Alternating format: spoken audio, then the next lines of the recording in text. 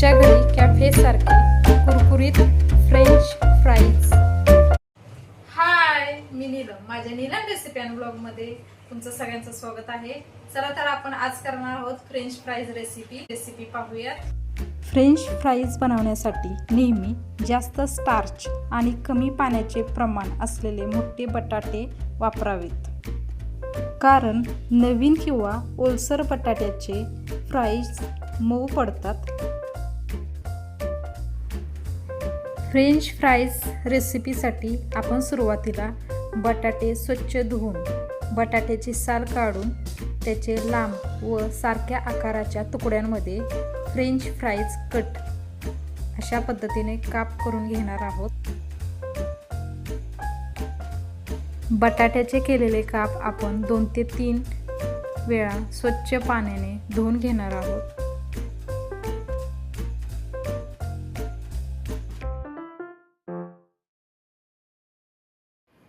एका भांड्यामध्ये पाणी गरम करून त्यामध्ये थोडेसे मीठ ॲड करून बटाट्याचे काप आपण गरम पाण्यामध्ये 5 मिनिटं तसेच ठेवणार आहोत।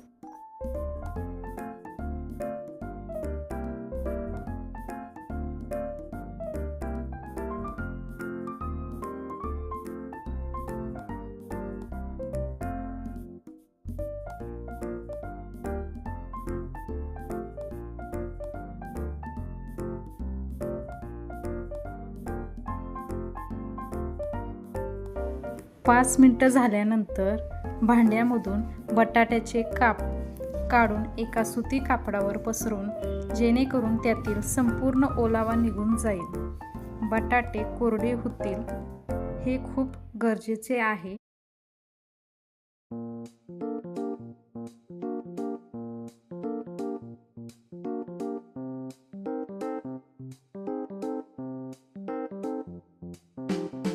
बटाट्याचे काप सुकून झाल्यानंतर बटाटे एका भांड्यामध्ये घेऊन त्यावर 2 चमचे कॉर्नफ्लॉवर व थोडे मीठ घालून हलक्या हाताने मिक्स करून जेणेकरून कॉर्नफ्लॉवरचा पातळ थर प्रत्येक तुकड्यावर बसेल।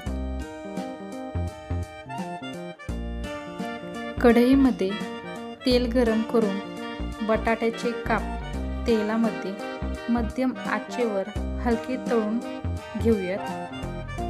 थोडेसे अर्धे कच्चे ठेवायचे आहेत, त्यानंतर ते बाहेर काढून पूर्णपणे थंड होऊ द्यावे।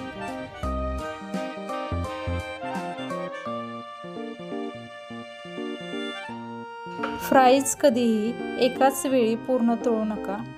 पहिल्यांदा मध्यम आचेवर हाफ फ्राय करून बाहेर काढून नंतर थोड्या वेळ थंड झाल्यानंतर दुसऱ्यांदा कडकडीत गरम तेलात हाय फ्लेमवर तळून यामुळे फ्राईज जास्त वेळ कुरकुरीत राहतात।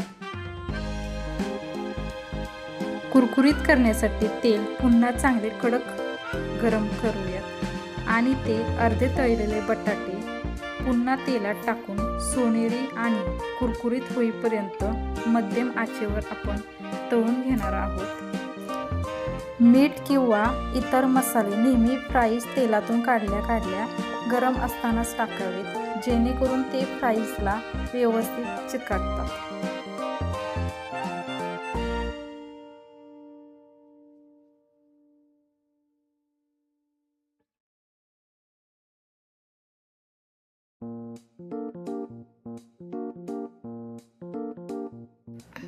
अशा प्रकारे झटपट 10 मिनिटात किंवा उपवासासाठी फ्राईज आपले झालेले आहेत तयार। आजची फ्रेंच फ्राईज ही रेसिपी जर आवडली असेल तर या व्हिडिओला तुम्ही लाईक करा, शेअर करा, सबस्क्राईब करा आणि कमेंट करा। भेटूया आपण अशा नवीन व्हिडिओमध्ये। तोपर्यंत सगळ्यांनी काळजी घ्या। बाय।